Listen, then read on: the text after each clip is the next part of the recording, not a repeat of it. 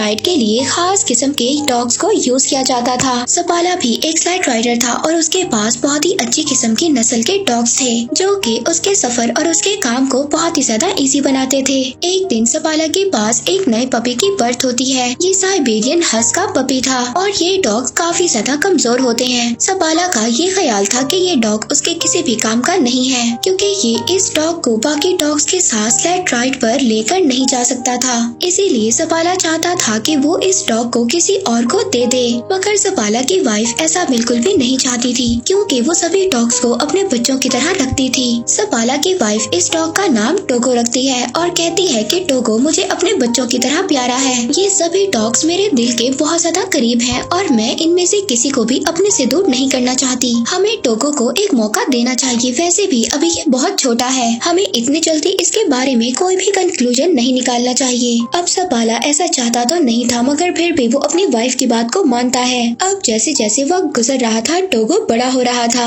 लेकिन टोगो काफी ज्यादा शैतान था और उसने सपाला के नाक में दम कर रखा था। सपाला की वाइफ हमेशा सपाला से यही कहती थी कि वो टोगो को अपने साथ स्लेड राइड पर लेकर जाए, मगर सपाला अपनी वाइफ से यही कहता है कि टोगो अभी बहुत ज्यादा वीक है और ये स्लेड राइड पर सरवाइव नहीं कर सकता। सपाला अब एक दिन टोगो को अपने फ्रेंड को दे आता है, मगर सपाला की वाइफ ये जानती थी कि टोगो जितना ज्यादा शैतान है उसको कोई भी नहीं रख सकता और अब होता भी ऐसे ही है। अगले दिन सपाला का फ्रेंड टोगो को वापस ले आता है और कहता है कि ये तुम्हारा डॉग बहुत ज्यादा शैतान है और इसे मैं अपने साथ नहीं रख सकता। और इस बात पर सपाला की वाइफ बहुत ज्यादा मुस्कुराती है क्योंकि टोगो वाकई शरारती था। सपाला जब भी अपने बाकी डॉग्स को राइड पर लेकर जाता था तो टोगो उसके पीछे आता था। हालांकि सपाला टोगो को फेंस के पीछे बांध दिया करता था, मगर फिर भी वो जमीन को खोदकर वहाँ से भाग जाता है और सीधा सपाला के पीछे जाता है। अब टोगो के आने से वो बाकी डॉग्स के साथ मस्ती करता है, जिस वजह से सपाला की प्रैक्टिस खराब हो जाती है जो वो अपने डॉग्स के साथ कर रहा था। एक दिन वो पानी में भी गिर जाता है। सपाला उसकी शरारतों से तंग आ गया था, इसलिए अब वो टोगो को रूम में बंद कर देता है, मगर टोगो वहाँ से भी किसी तरह से बाहर निकल आता है। अब एक दिन सपाला अपनी एक फीमेल फ्रेंड को कन्विंस करता है कि वो टोगो को अपने पास रख ले। सपाला की फ्रेंड बहुत ज्यादा स्ट्रिक्ट थी, वो ये कहती है कि टोगो को रूम में ही रहना होगा। खैर सपाला को इस बात से अब कोई भी मसला नहीं था। वो अपनी फ्रेंड के पास टोगो को छोड़कर वहाँ से चला जाता है, मगर उनके जाने के थोड़ी ही देर बाद टोगो वहाँ पर विंडो का शीशा तोड़ता है और बाहर आ जाता है और सीधा दोबारा से सपाला के पास आ जाता है। सपाला टोगो को देखकर बहुत ज्यादा परेशान हो जाता है। वो नोटिस करता है कि टोगो के हाथ भी जख्मी हो चुके हैं और उनसे खून निकल रहा है, इसीलिए अब वो टोगो को घर तक ले जाने के लिए स्लेड पर बिठाता है, मगर टोगो स्लेड पर नहीं बैठना चाहता था। वो बाकी डॉग्स के साथ भागना चाहता था। अब इतनी ज्यादा कोशिश करने के बाद भी जब टोगो स्लेड पर नहीं बैठता तो सपाला उसको बाकी डॉग्स के साथ बांध देता है। अब कुछ दूर जाने के बाद सपाला ये नोटिस करता है कि टोगो काफी ज्यादा एनर्जेटिक है और वो बाकी डॉग्स के निस्बत बहुत ज्यादा स्पीड से भागता है और अब इसीलिए सपाला टोगो को सबसे आगे बांध देता है। टोगो अपनी स्पीड से बहुत ही जल्दी सबको घर पहुंचा देता है। सपाला टोगो को देखकर बहुत ज्यादा खुश होता है और हैरान भी। वो आकर अपनी वाइफ को बताता है कि टोगो कितना स्पीड में भागा। वो अपनी वाइफ को ये भी बताता है कि ये एक लीड डॉग है। वो टोगो को देखकर बहुत ज्यादा खुश हो रहा था।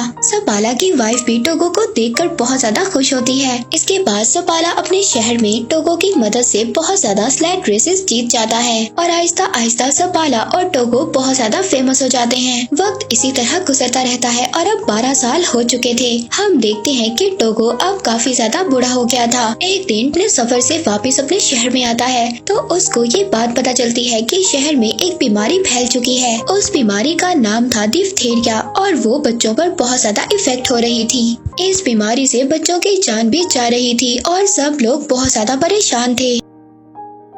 अब मेयर वहाँ पर एक मीटिंग बुलाता है जिसमें सपाला भी जाता है। मेयर बताता है कि इस बीमारी का एक एंटीडोट भी है जो यहाँ से 600 किलोमीटर दूर नेवाडा में है, लेकिन वहाँ पर जाना बहुत ज्यादा खतरनाक है क्योंकि एक बहुत बड़ा तूफान आने वाला है। मेयर वहाँ पर सपाला से भी मौसम के बारे में पूछता है तो सपाला उसको जवाब देता है कि जब मैं वापस आ रहा था तो मौसम को देखकर डॉग्स भी घबरा रहे थे और टोगो भी बहुत ज्यादा घबरा रहा था। टोगो ने काफी साल बाद कुछ ऐसा किया है और और अगर वो मौसम से घबरा रहा था तो हमें भी घबराना चाहिए। इसके बाद सपाला वहाँ से चला जाता है। सपाला जब बाहर आता है तो एक डॉक्टर उससे लिफ्ट मांगता है। अब सपाला उसको अपनी स्लेड पर हॉस्पिटल छोड़ देता है। हॉस्पिटल में जाकर सपाला देखता है कि सब बच्चे बहुत ज्यादा बीमार हैं और अगर मेडिसिन ना लाई गई तो बच्चों की जान को भी नुकसान हो सकता है। अब ये सब देखकर सपाला सोच में पड़ जाता है। वो घर आकर अपनी वाइफ से कहता है कि मैं दवा लेने जरूर जाऊंगा। वो कहता है टोगो को भी मैं अपने साथ ले जाऊंगा। तब सपाला की वाइफ उससे कहती है कि टोगो अब 12 साल का हो चुका है और तुमने खुद ही कहा था कि टोगो अब इतना ज्यादा स्ट्रॉन्ग नहीं है और अब तो मौसम भी बहुत ज्यादा खराब है और मैं नहीं चाहती कि तुम उसकी मौत का रीजन बनो और तुम अपनी सारी जिंदगी इसी बात पर गुजार दो कि तुम्हारी वजह से टोगो मर गया। मगर सपाला तो टोगो के बगैर जाना ही नहीं चाहता था।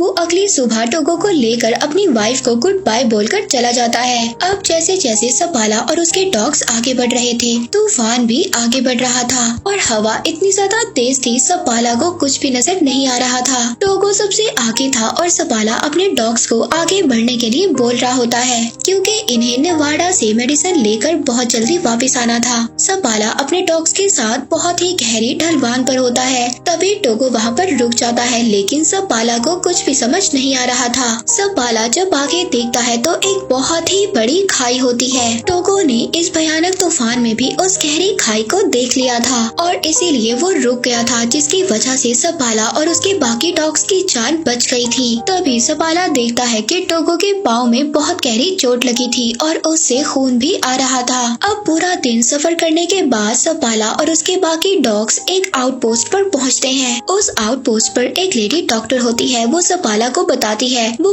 है कि टोगो अब 12 साल का हो चुका है और ये काफी ज्यादा वीक हो चुका है और इतना बड़ा सफर टोगो के लिए अच्छा नहीं है। मगर फिर भी अगले दिन सपाला और उसका लीडिंग डॉग टोगो आगे बढ़ते हैं। वहीं पर दूसरी तरफ हॉस्पिटल में बच्चों की हालत बहुत ज्यादा खराब हो रही थी। इधर सपाला अपने डॉग्स के साथ आगे बढ़ रहा था। वो शॉर्टकट्स ले रहा था ताकि वो जल्दी से अपने पॉइंट पर पहुंच सके। अब जब वो आगे देखता है तो आगे एक बहुत ही खतरनाक जमी हुई झील थी और दूसरी तरफ से खतरनाक तूफान भी उनकी तरफ बढ़ रहा था। मगर सपाला यहाँ पर डरता नहीं है। वो अपने डॉग से कहता है कि आगे बढ़ो इस बर्फीली झील से जो उनके कदमों से भी हिल रही थी। सपाला के डॉग्स बहुत तेजी से आगे बढ़ रहे थे और वो किसी तरह उस झील को पार कर लेते हैं। अब पूरा दिन सफर करने के बाद ये लोग एक और चेक पोस्ट पर पहुँचते हैं और वहाँ पर पहुँचकर आराम करते हैं। दूसरी तरफ हम देखते हैं कि सपाला की वाइफ मेयर के पास जाती है। वो बताती है कि नेवाडा से मेडिकेशन को भेज दिया गया है और वो रास्ते में ही सपाला को मिल जाएंगी। मगर सपाला तो शॉर्टकट से आगे बढ़ रहा है और अगर वो मेडिकेशन उसको ना मिली तो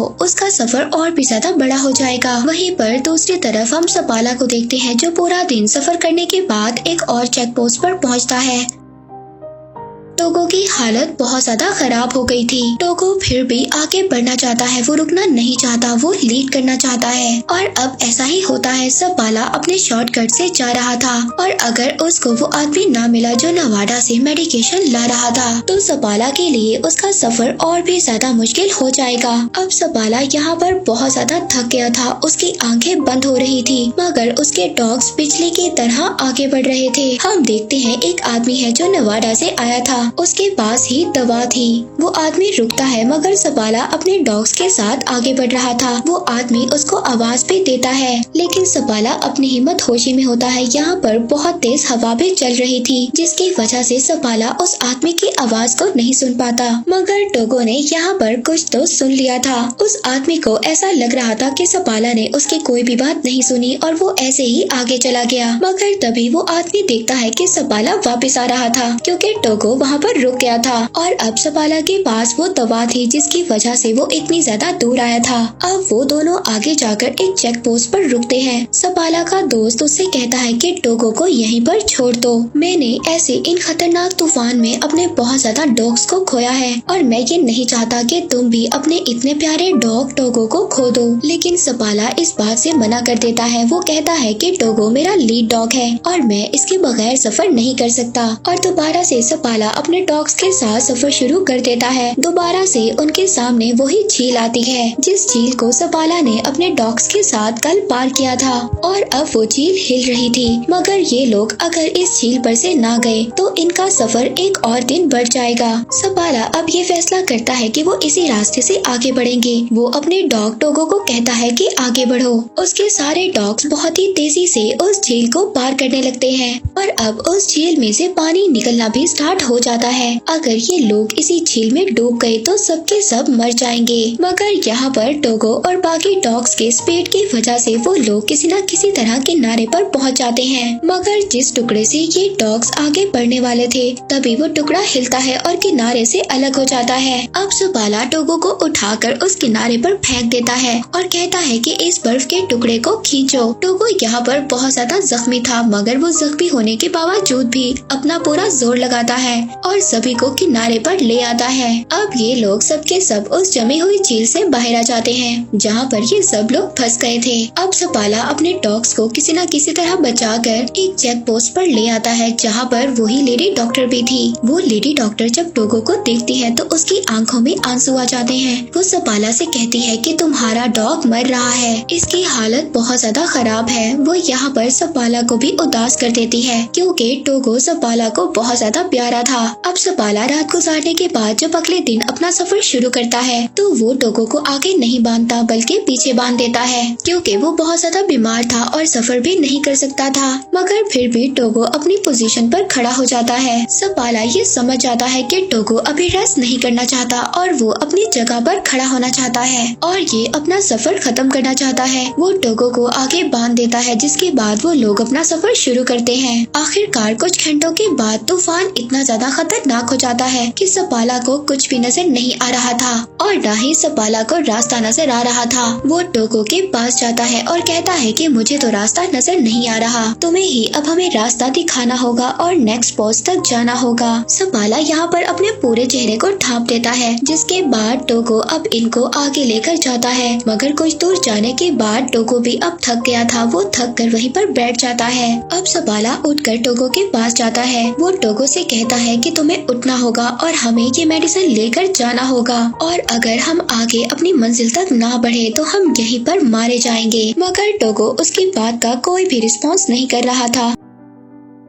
सपाला इस बात पर बहुत ज्यादा खुश था कि टोगो की वजह से उसकी जान बच गई। मगर टोगो उसकी बात का कोई भी रिस्पॉन्स नहीं कर रहा था। तभी एक आदमी लैंटर्न लेकर वहाँ पर आता है, यानी कि यहाँ पर टोगो ने अपना काम कर दिया था। उसने सपाला को चेक पोस्ट तक पहुँचा दिया था। वो ये देखकर बहुत ज्यादा खुश होता है क्योंकि टोगो की वजह से सबकी जान बच गई थी। अब सबके सब अंदर जाते हैं क्योंकि टोगो बहुत ही ज्यादा बेहाल होता है। उसकी हालत बहुत ज्यादा खराब होती है। यहाँ पर एड नाम का एक आदमी था जिसको सपाला की वाइफ ने भेजा था ताकि वो उस आउटपोस्ट पर पहुंचकर उस मेडिसिन को ले ले और जल्दी से उस मेडिसिन को लेकर वापस आ जाए जहाँ पर बच्चे बीमार हैं। रात को सबके सब रेस्ट करते हैं। इसके बाद सुबह को वो आदमी वो मेडिसिन लेकर निकल जाता है और कुछ ही देर के बाद वो नॉर्म सिटी पहुँच जाता है जहाँ पर एक रिपोर्टर उसका वेट कर रहा था क्योंकि ये बात न्यूयॉर्क सिटी तक पहुँच गई थी कि एक आदमी इतना बड़ा सफर तय कर बीमार बच्चों के लिए मेडिसिन लेने गया है। अब रिपोर्टर को ये लग रहा था शायद यही आदमी अपनी टीम के साथ वापस आया है और अब वो रिपोर्टर सपाला के बजाय